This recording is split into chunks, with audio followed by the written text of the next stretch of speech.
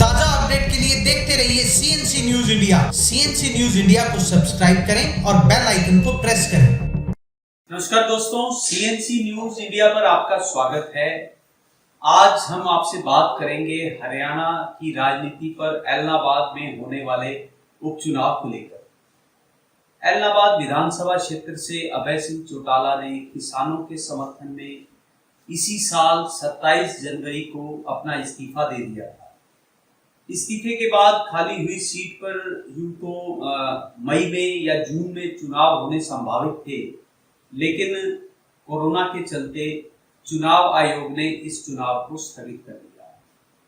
हालांकि अब कोरोना की जैसे जैसे सिचुएशन से हिंदुस्तान और दूसरे देश बाहर निकलते जा रहे हैं, वैक्सीन कंप्लीट होती जा रही है, तो अब ये लग रहा है कि एलनाबाद का उपचुनाव अगले 1-2 महीने में कभी भी घोषित हो सकता है। अब सबसे बड़ी बात यह है कि इनेलो के जो सुप्रीमो हैं, पूर्व मुख्यमंत्री चौधरी ओम प्रकाश चौटाला, वो 10 साल की जो उन्हें जेबीटी भर्ती मामले में सजा हुई थी वो पूरी करके अब बाहर आ चुके हैं। अब वो लगातार लोगों से संपर्क भी करेंगे और उनकी ग्रामीणों पर, गांव के लोगों पर एक अच्छी खासी पकड़ है, वो उन लोगों को दोबारा से इनेलो के साथ जोड़ने का काम करेंगे। अब अगर चौधरी ओम प्रकाश चौटाला के राजनीतिक जीवन की बात करें तो चौधरी ओम प्रकाश चौटाला ने भी अपने राजनीतिक जीवन की जो शुरुआत है ठीक 50 साल पहले 1970 में एलनाबाद के ही उपचुनाव से की थी, और अब फिर एक बार उनके सामने एलनाबाद का ही उपचुनाव है। हो सकता है कि अगर चुनाव आयोग की तरफ से उन्हें ये परमिशन मिल गई कि वे सजा पूरी करने के बाद चुनाव मैदान में उतर सकते हैं, चुनाव लड़ सकते हैं, तो ये बड़ी प्रबल संभावनाएं हैं कि चौधरी ओम प्रकाश चौटाला खुद इस चुनाव में उतरे। चौधरी ओम प्रकाश चौटाला अपने राजनीतिक जीवन में कई बार हरियाणा प्रदेश के मुख्यमंत्री रहे, राज्यसभा के सांसद रहे, कई उन्होंने चुनाव प्रदेश से बाहर जाकर भी लड़े।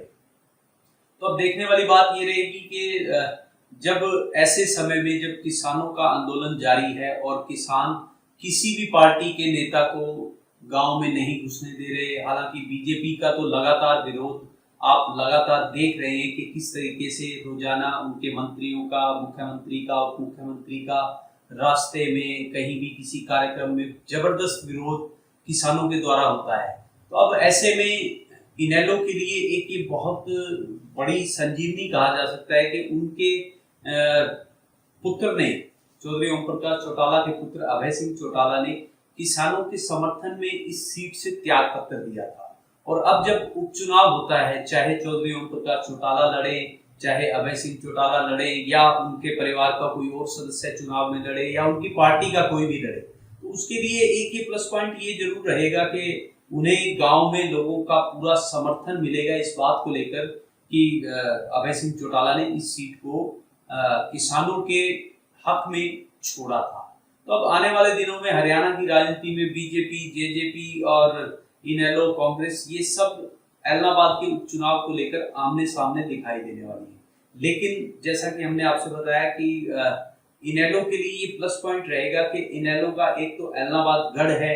50 साल पहले चौधरी ओम प्रकाश चौटाला इसी सीट से पहली बार उपचुनाव भी लड़ चुके हैं और जीत भी चुके हैं।